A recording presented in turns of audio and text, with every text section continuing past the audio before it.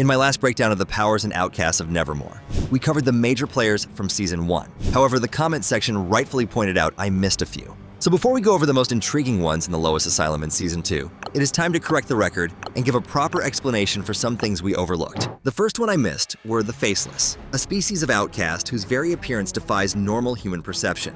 As their name suggests, these individuals have no discernible facial features, no eyes, no nose, and no mouth. The most prominent example we encounter is a student named Julian Meiojas, who was later discovered to be one of the test subjects in the secret LOIS program beneath Willow Hill Psychiatric Hospital, but more on that later. Despite their lack of conventional sensory organs, the Faceless are not impaired. Their primary power is a form of enhanced perception that compensates for their unique physiology.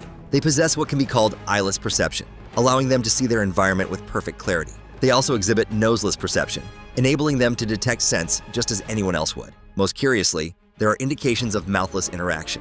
A faceless individual was seen holding a plate of food, suggesting they have a method for consumption, though the mechanics of this remain entirely unexplained. This ability to perceive and interact with the world so completely, without the necessary biological features, is a profound power, making them a truly enigmatic part of the outcast community. Their existence hints at a biology that operates on principles entirely different from our own. Also, of everyone watching, only 1% is subscribed, so you guys better get it to at least 5%, or Wednesday and Thing will make you.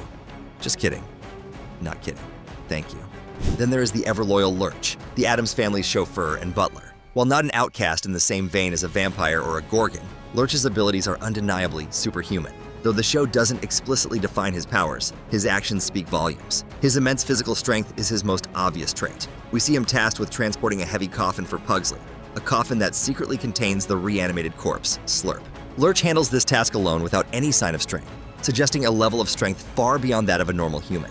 Beyond his strength, his unflappable demeanor and unwavering loyalty are arguably his greatest assets to the family. When Wednesday needs to make a sudden and suspicious stop at the boarded-up home of the deceased Sheriff Galpin, she simply tells Lurch to take her there, and he does so without question. This combination of silent strength and absolute dedication makes him a formidable, if quiet, force within the Addams world. One of the most significant and troubling developments in the second season is the evolution and subsequent degradation of Wednesday's psychic abilities. Having embraced her powers at the end of the first season, she begins the next by actively attempting to hone them. She is seen training her skills using Goody Adams' spellbook, her ancestral guide in the psychic arts. Her visions are initially powerful, allowing her to gain insight into a serial killer's crimes by touching an object connected to the victim. This demonstrates a refinement of her psychometry, the ability to read the history of an object. However, this increased usage comes at a great cost. Her powers become erratic and more disturbing than ever, pushing her into desperate situations as she tries to decipher their cryptic warnings. A new, alarming physical symptom begins to manifest. After each vision, Wednesday now sheds black tears. The first time this occurs, she brushes it off, but it quickly becomes a recurring and mysterious phenomenon.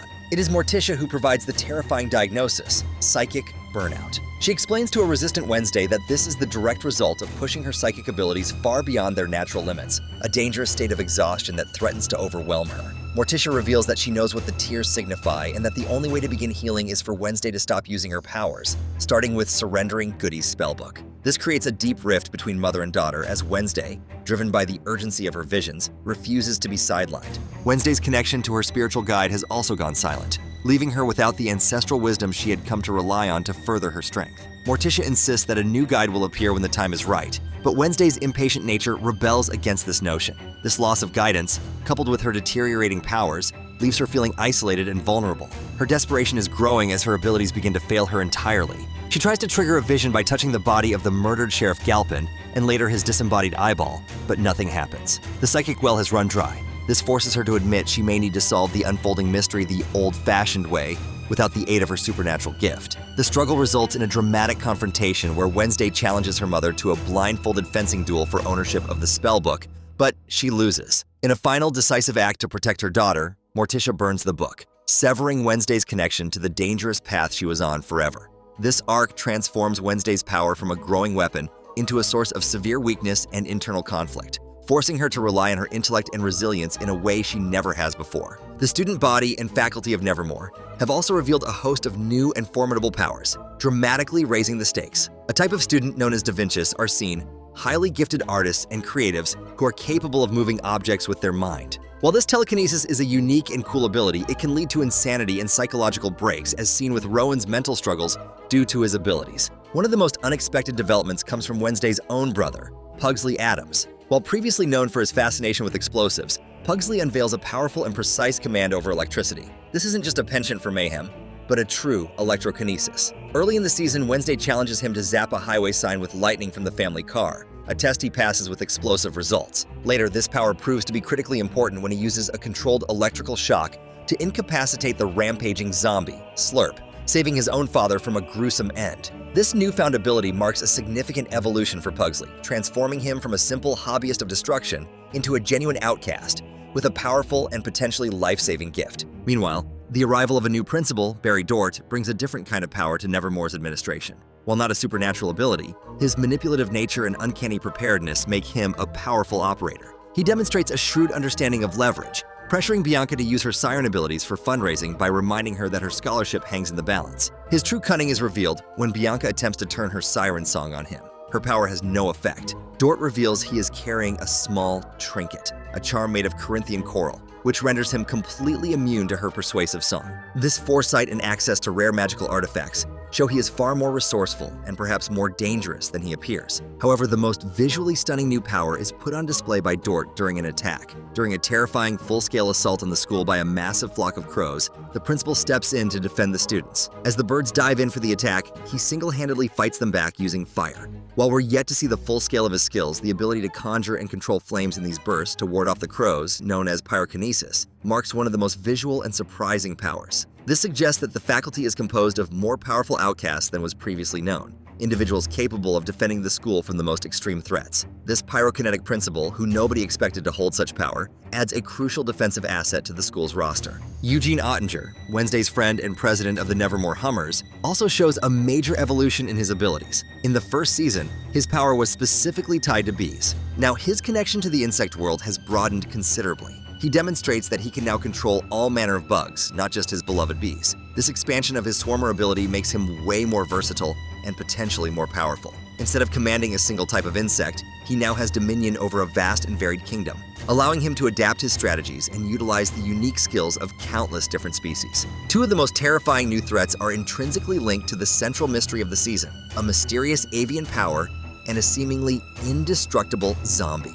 The avian threat manifests as a single, ominous crow with one glowing red eye, a creature that becomes a recurring symbol of the danger stalking Wednesday. This isn't just a random bird, it is the intelligent and obedient tool of a powerful master. This one-eyed crow and its flock are responsible for a series of horrific attacks. They viciously assault the police at a crime scene, and a swarm of them bursts from the mouth of the murdered Sheriff Galpin, with a single red-eyed crow lingering for a moment before flying away.